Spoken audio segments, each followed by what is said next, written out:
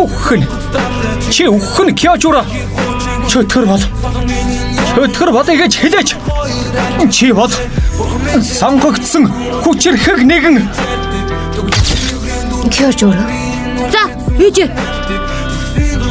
ээжихээ одоо асуух зүйлийг сайн бодоорой. Чи яагаад бусдаас хүчтэй төрснөө мэдэх үү? Мэдхгүй. Сул дорой хүмүүсийг хамгаалах гэж өөрийн чадварыг энэ ертөнц хүмүүсийн төлөө ашиглах ёстой. Сул доройчуудыг хамгаалах нь хүчтэй төрсөн нэгний үүрэг. Хүчтэй ээлдэх хүүтэй болсондоо жаргалтай байна. Ээж.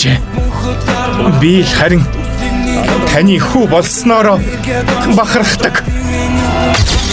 Би олигтой байж чадсан. Хийх ёстой зүйл. Биелүүлэх ёстой үүргээ гүйцэтгэж чадсан. Мундаг байлаа.